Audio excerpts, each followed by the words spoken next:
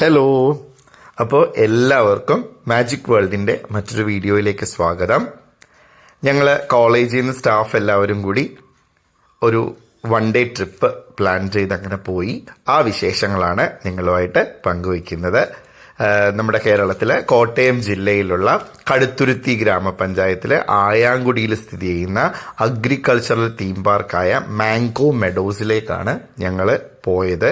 എല്ലാവരും കൂടി ഞങ്ങൾ ഏകദേശം ഒരു 15 പേരുണ്ടായിരുന്നു. അടിച്ചു പൊളിച്ചൊരു യാത്രയായിരുന്നു കേട്ടോ. കാര്യം ഞാൻ കോളേജിൽ ജോയിൻ ചെയ്തിട്ട് ഇങ്ങനെ ഒരു സ്റ്റാഫ് മാത്രമായിട്ടുള്ള യാത്ര എന്ന് പറയുന്നത് ഇത് ആദ്യമായിട്ടാണ്. കുട്ടികളുടെ കൂട്ടത്തിൽ നമ്മൾ സ്റ്റഡി ടൂർ പോവാറുണ്ട്. അത് വർഷത്തിൽ 2 എണ്ണം വീതം എപ്പോഴും ഉണ്ടാവാറുണ്ട്. അങ്ങനെയുള്ള യാത്രയൊക്കെ ഞങ്ങൾ പോവാറുണ്ട്. ഇത് ഞങ്ങൾ വരുന്ന വഴി കാപ്പി കുടിക്കാനായിട്ട് ഫുഡ് കോളേജിൽ നിന്ന് അറേഞ്ച് ചെയ്തിട്ടുണ്ടായിരുന്നു, ഇഡ്ഡലി സാമ്പാറും ഒക്കെ. അപ്പോൾ അത് വണ്ടിയിൽ വെച്ചിട്ടായിരുന്നു പോകുന്നത്. അപ്പോൾ ആ പള്ളിയിൽ അവിടെ കയറി നമ്മൾ അനുവാദം ചോദിച്ചുകൊണ്ട് അവിടെ വന്നിരുന്നാണ് ഞങ്ങൾ ഭക്ഷണം കഴിച്ചതിന് ശേഷം ഞങ്ങൾ വീണ്ടും യാത്ര തുടർന്നു. അങ്ങനെ ഞങ്ങൾ മാംഗോ മെഡോസിലേക്ക് പോവാണ്. ശരിക്കും ഒരു ഗ്രാമാന്തരീക്ഷത്തെ സ്ഥിതി ചെയ്യുന്ന ഒരു സ്ഥലമാണ് കേട്ടോ ഇത് ലോകത്തിലെ ആദ്യത്തെ അഗ്രികൾച്ചറൽ തീം പാർക്കാണെന്നാണ് പറയുന്നത്. NK കുര്യൻ എന്ന് പറയുന്ന ആളാണ് ഈ പാർക്ക് സ്ഥാപിച്ചത്. അതിൻ്റെ ഓണറാണ് NK കുര്യൻ. ഈ അത്യാവശ്യം നല്ല വലിയ പാർക്കാണ് കേട്ടോ. 30 ഏക്കറോളം വ്യാപിച്ചു കിടക്കുന്ന ഒരു പാർക്കാണ് ഈ മാംഗോ മെഡോസ് എന്ന് പറയുന്നത്. ഇന്ത്യ ആസ്ഥാനമായുള്ള URFന്റെ ലോകത്തിലെ ഏറ്റവും വലിയ അഗ്രികൾച്ചർ തീം പാർക്ക് എന്ന റെക്കോർഡും, അതുപോലെ തന്നെ ലിംഗ ബുക്കിൻ്റെ ഇന്ത്യയിലെ ആദ്യത്തെ മനുഷ്യനിർമ്മിത അഗ്രികൾച്ചർ തീം പാർക്ക് എന്നുള്ള റെക്കോർഡും ഒക്കെ ഈ പാർക്കിന് ലഭിച്ചിട്ടുണ്ട്. ഇവിടെ എൻട്രി ഫീ 350 രൂപയാണ് എൻട്രി ഫീ ഉള്ളത്. പിന്നെ അവിടെ ഫ്രീ ആയിട്ട് നമുക്ക്, അതായത് ഈ എൻട്രി ഫീയിൽ തന്നെ ഉപയോഗിക്കാവുന്ന അല്ലെങ്കിൽ നമുക്ക് എൻജോയ് ചെയ്യാൻ പറ്റുന്ന റൈഡുകളും കാര്യങ്ങളും എല്ലാം ഉണ്ട്. അതുകൂടാതെ തന്നെ പെയ്ഡായിട്ട് നമുക്ക് യൂസ് ചെയ്യാവുന്ന കാര്യങ്ങളും അവിടെ ഉൾപ്പെടുത്തിയിട്ടുണ്ട്. അപ്പം ഈ വലിയൊരു ഏരിയയാണ്, അതായത് എല്ലാ കാര്യങ്ങളും ഉൾപ്പെടുത്തിയിട്ടുണ്ട്. ഏകദേശം 4800-ൽ പരം സസ്യജാലങ്ങൾ, അതായത് ചെടികളും വൃക്ഷങ്ങളുമൊക്കെ 4800 എണ്ണം എന്നല്ല, 4800-ൽ പരം തരങ്ങളിലുള്ള ധാരാളം ഈ ചെടികളും മരങ്ങളും ഒക്കെ ആ അഗ്രികൾച്ചർ തീം പാർക്കിലുണ്ട്. അത് പക്ഷേ നല്ല രസമാണ് കേട്ടോ. നമുക്ക് അത്രയും അങ്ങനെ ചൂടൊന്നും ഫീൽ ചെയ്യത്തില്ല. നല്ല ചൂടുള്ള സമയമാണ് എങ്കിൽ പോലും നമുക്കങ്ങനെ ഭയങ്കര ചൂടായിട്ടൊന്നും അങ്ങനെ തോന്നത്തില്ലായിരുന്നു. ഈ ധാരാളം വൃക്ഷങ്ങളൊക്കെ ഉള്ളത് കൊണ്ടായിരിക്കാം. അവിടെ നമുക്കിവിടെ ചെല്ലുമ്പോൾ തന്നെ നമുക്കൊരു ഗൈഡ് ഉണ്ടാവും കേട്ടോ. അപ്പം നമുക്ക് ആ ഗൈഡ് 1 മണിക്കൂറോളം നമുക്ക് എവിടെയൊക്കെ പോവാം, ആ സ്ഥലങ്ങളെക്കുറിച്ചൊക്കെ നമുക്കൊരു ധാരണ തരും. അപ്പം അങ്ങനെ ആ ഗൈഡാണ്, ഈ കുട്ടിയാണ് ആ ഗൈഡ്. അപ്പം ഈ ഗൈഡ് വന്നിട്ടാണ് നമുക്ക് എല്ലാ കാര്യങ്ങളും ഒന്ന് പരിചയപ്പെടുത്തരുന്നത്. അതിനുശേഷം നമുക്ക് നമ്മുടെ ഇഷ്ടമുള്ള പോലെ നമുക്ക് നടക്കാം. അപ്പം ഞങ്ങൾ ആദ്യം ഒരു ഫിഷ് ഫീഡിങ് ഒക്കെ ഉണ്ട് അവിടെ. അപ്പം നമ്മൾ ഫിഷ് ഫീഡ് ചെയ്യാനൊക്കെ ആയിട്ട് നമ്മൾ ആദ്യം അങ്ങോട്ട് പോയി. അത് കഴിഞ്ഞത് ഈ കുളം ഉണ്ടോ, ഇത് നല്ല രസമല്ലേ കാണാനായിട്ട്. അപ്പം ഈ കുളത്തിനകത്ത് തന്നെയാണ് ആ ഫിഷ് ഫീഡിങ്ങിനുള്ള സൗകര്യമൊക്കെ ചെയ്തത്. ഞങ്ങൾ ആദ്യം പോയത് നിങ്ങൾ കണ്ടില്ലേ, അതൊക്കെ അവിടെയായിരുന്നു. പിന്നെ നിറയെ ഇടനാഴികളാണ് ഇങ്ങനെ നടക്കാനൊക്കെ ആയിട്ട്. ഈ പോകുന്ന വഴിയിലെല്ലാം കോട്ടേജുകൾ അങ്ങനെയുള്ള കാര്യങ്ങളൊക്കെ ഉണ്ടായിരുന്നു. അപ്പം ഞങ്ങളെ സംബന്ധിച്ച് ഞങ്ങളവിടെ താമസിക്കുക എന്നുള്ള ഉദ്ദേശത്തിൽ പോയതല്ല, ആ ഒരു ദിവസം അവിടെ സ്പെൻഡ് ചെയ്യാം എന്നുള്ള രീതിയിലാണ് പോയത് കേട്ടോ. ഞങ്ങൾ രസമായിരുന്നു, എല്ലാവരും കൂടെ ഒരു രസം. ഞങ്ങൾ മറ്റേന്ന് പറയുമ്പോൾ നമ്മൾ സ്റ്റഡി ടൂറൊക്കെ പോകുമ്പോൾ നമ്മൾ കുട്ടികളെ ശ്രദ്ധിക്കണം, അവർ എങ്ങോട്ടാണ് പോകുന്നത് അല്ലെങ്കിൽ അവരുടെ കാര്യങ്ങളൊക്കെ നമ്മൾ ശ്രദ്ധിക്കുകയൊക്കെ ചെയ്യണ്ടേ. പക്ഷെ ഇതെന്ന് പറയുമ്പോൾ അങ്ങനെയല്ലല്ലോ. ഞങ്ങളുടെ ഇഷ്ടത്തിന് ഞങ്ങളെല്ലാവരും കൂടി അടിച്ചു പൊളിച്ച് നമ്മളുടെ ഒരു സ്വാതന്ത്ര്യം, ഒരു സന്തോഷം അല്ലേ. അത് ഇതിനു മുമ്പ് അവിടുന്ന് ടൂർ പോയിട്ടുണ്ട്. പക്ഷേ ഞാൻ വന്നതിന് ശേഷം ഫസ്റ്റ് ടൈമാണ് ഇങ്ങനെ ഒരു ടൂറ് പോകുന്നത്. ഇത് കണ്ടോ, ഒരു കൈവെള്ളയിൽ ഒരു മരം നിൽക്കുന്നതായിട്ടല്ലേ തോന്നുന്നത്. ഇതെല്ലാം അവിടെ ആർട്ടിഫിഷ്യലായിട്ട് ചെയ്തതാണ്. നല്ല രസമല്ലേ ഇത് കാണാനൊക്കെ ആയിട്ട്. ഇതൊരു അവിടുത്തെ ഒരു ഹണിമൂൺ കോട്ടേജ് അല്ലെങ്കിൽ ഒരു ഏറുമാടം, അങ്ങനെയാണ് പേരെഴുതിയിരിക്കുന്നത്, ഏറുമാടം എന്നാണ്. പക്ഷെ അത് കപ്പിളിന് വേണ്ടിയിട്ടാണ് ചെയ്തിരിക്കുന്നതെന്നാണ് പറഞ്ഞത്. വളരെ പ്രൈവസി ആയിട്ടുള്ള നല്ലൊരു റൂമൊക്കെ അത്.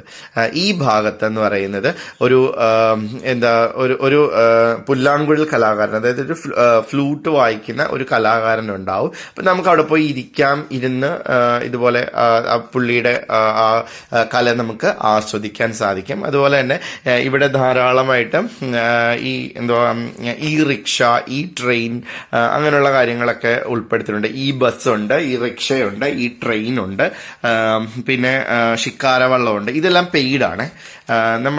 നമുക്ക് ഫ്രീ ആയിട്ട് അവിടെ ആസ്വദിക്കാൻ പറ്റുന്നത് നമ്മൾ കൊടുക്കുന്ന ടിക്കറ്റിന്റെ പൈസയിൽ നമുക്ക് അവിടെ ആസ്വദിക്കാൻ പറ്റുക എന്ന് പറയുന്നത് ഈ ഗൈഡിന്റെ സേവനം ലഭിക്കും. അതുപോലെ ഫിഷിംഗ് ഉണ്ട് കേട്ടോ, നമുക്ക് അവിടെ മീൻ പിടിക്കാം. അതുപോലെ ഫിഷ് ഫീഡിംഗ് ഉണ്ട്, ഫിഷ് ഫീഡ് ചെയ്യാം. പെഡൽ ബോട്ട് ഉണ്ട്. അതുപോലെ തന്നെ കൊട്ടവഞ്ചി ഇല്ലേ, കൊട്ടവഞ്ചി ഉണ്ട്. പിന്നെ ചൈനീസ് ഫിഷിംഗ് നെറ്റ് ഇല്ലേ, അതായത് നമ്മുടെ ചീനവല എന്ന് പറയുന്നത്, അതിന്റെ എക്സ്പീരിയൻസ് കിട്ടും. പിന്നെ ഒരു വാച്ച് ടവർ ഉണ്ട്, വലിയൊരു വാച്ച് ടവർ ആണ്. ഇതുപോലെ തന്നെ ഇപ്പൊ കണ്ടില്ലേ, ഇപ്പൊ ഇതുപോലെ വഴിയിലൊക്കെ ഈ കയറ് വിരിക്കുക, അല്ലെങ്കിൽ മൺപാത്രങ്ങൾ ഉണ്ടാക്കുക, മുളകൾ കൊണ്ട് സാധനങ്ങൾ ഉണ്ടാക്കുക, ഇതെല്ലാം തന്നെ ഇതിന്റെ സ്റ്റാള് തന്നെ ഫ്രണ്ടിൽ തന്നെ ഉണ്ട് കേട്ടോ. നമുക്ക് ആവശ്യമുള്ള സാധനങ്ങൾ ആ സ്റ്റാളിൽ പോയിട്ട് വാങ്ങിക്കാൻ പറ്റും. ഇത് അവിടുത്തെ ഫാമാണ്, ഫാമിന്റെ വെറ്റിനറി ഒരു ഏരിയയാണത്. അപ്പം ഇവിടെ ധാരാളം കോഴികള്, താറാവ്, പട്ടി, പിന്നെന്താ എമു ഉണ്ട്, പിന്നെന്താ ഉള്ളേ, പശുക്കള്, അങ്ങനെയുള്ള എല്ലാമായിട്ട് ഒരു വലിയൊരു ഫാമാണ്. അപ്പൊ ഈ ഫാമിനോട് അടുത്ത് തന്നെ ഫാം ഹൗസുകളുണ്ട്. ഈ കോട്ടേജുകൾ പോലെ തന്നെയാണ്, പക്ഷെ നമുക്കൊരു ഫാമിൽ താമസിക്കുന്ന ഒരു പ്രതീതി ഉണ്ടാക്കാനായിട്ട് അവിടെ ഫാം ഹൗസുകൾ, അങ്ങനെയുള്ള കാര്യങ്ങളൊക്കെ അറേഞ്ച് ചെയ്തിട്ടുണ്ട്. ഇത് വലിയൊരു നമ്മുടെ ബൈബിളിന്റെ ഒരു ഷേപ്പിൽ ചെയ്തേക്കുന്ന ഒരു വലിയൊരു പുസ്തകമാണ്. ഇത് ലോകത്തിലെ ഏറ്റവും വലിയ ബൈബിൾ ശില്പമായിട്ട് അറിയപ്പെടുന്ന ഒരു ശില്പമാണ് അവിടെ നിർമ്മിക്കപ്പെട്ടിരിക്കുന്നത്.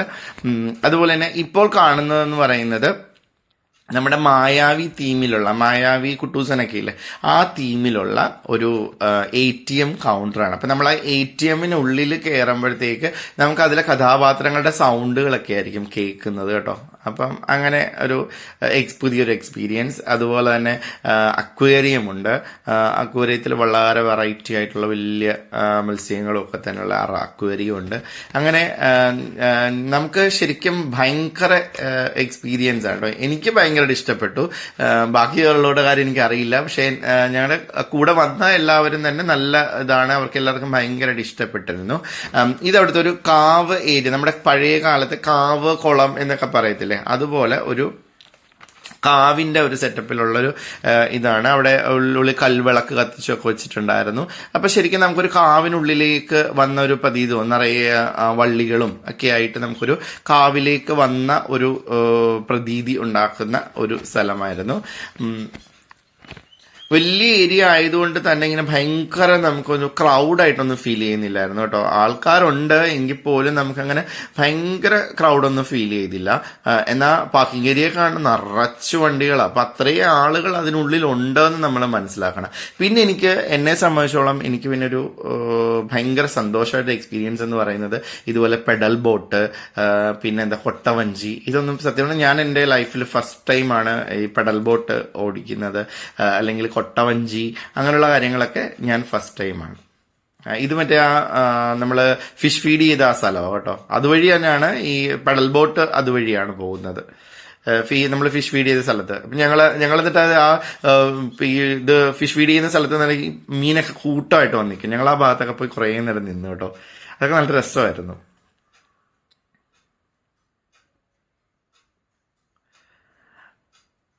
ഞങ്ങൾ കൊട്ടവഞ്ചി തുഴയൊക്കെ ചേർന്നപ്പോൾ ഞാനത് വീഡിയോ എടുക്കണമെന്ന് പറഞ്ഞിട്ടുണ്ടായിരുന്നു. പക്ഷെ ആ വീഡിയോ കൃത്യമായിട്ട് എൻ്റെ കയ്യിലോട്ട് കിട്ടിയില്ല. അല്ലാതെ ഞാനത് ഇവിടെ ഉൾപ്പെടുത്തിയാനായിരുന്നു. ഇത് ഞങ്ങളുടെ ഫുഡ് കഴിക്കാൻ വേണ്ടിയിരുന്നു. എനിക്ക് പക്ഷേ ഊണായിരുന്നു ഇഷ്ടമേ. പക്ഷെ അവിടെ ബിരിയാണി ആയിരുന്നു കിട്ടിയത്. കാര്യം നമ്മൾ ഊണൊക്കെ തലേ ദിവസമേ പറയണമായിരുന്നു. പക്ഷെ അഡ്ജസ്റ്റ് ചെയ്തു കഴിച്ചു കേട്ടോ. ടേസ്റ്റ് ഉള്ളതൊക്കെയാണ്, ഇല്ലെന്നൊന്നും അല്ല കേട്ടോ. ഇത് അവിടുത്തെ ശിക്കാര വള്ളമാണ്. ഇത് നമുക്ക് പെയ്ഡാണ്. 100 രൂപ പെർ ഹെഡ് 100 രൂപ അടച്ചാണ് നമുക്ക് ശിക്കാര വള്ളം ആസ്വദിക്കാൻ പറ്റുന്നത്. ഞങ്ങൾ 15ഓളം പേരുണ്ടായിരുന്നല്ലോ, വേറെ 1-2 ഫാമിലിയും കൂടെ ആ വള്ളത്തിലുണ്ടായിരുന്നു. അത് നമുക്കത് അത്യാവശ്യം കുറച്ച് ദൂരം പോയി തിരിച്ചു വരാം. ഞാൻ ആലപ്പുഴയിലാണ് താമസിക്കുന്നതെങ്കിൽ പോലും ഞാനിതുവരെ ശിക്കാരവള്ളത്തിലൊന്നും അങ്ങനെ കയറിയിട്ടില്ലായിരുന്നു. അപ്പം അവിടെ എല്ലാവരും അത് പറയുകയും ചെയ്തു. നമ്മൾ ആലപ്പുഴയിൽ നിന്ന് വന്നിട്ട് കോട്ടയത്ത് ചെന്നിട്ട് അവിടുത്തെ വള്ളത്തിൽ കയറി അങ്ങോട്ടും ഇങ്ങോട്ടും മാത്രം യാത്ര ചെയ്യുന്നു, നമുക്ക് ഇത്രയും വെള്ളമുള്ളൊരു സ്ഥലത്ത് നിന്ന് വന്നിട്ടെന്നൊക്കെ നമ്മൾ പറഞ്ഞിരുന്നു. പക്ഷെ എന്നാലും അതൊക്കെ ഒരു രസമല്ലേ, അങ്ങനെ എല്ലാവരും കൂടി അങ്ങനെ ശിക്കാര വെള്ളത്തിൽ പോയി, അതൊക്കെ ഒരു രസമായിരുന്നു.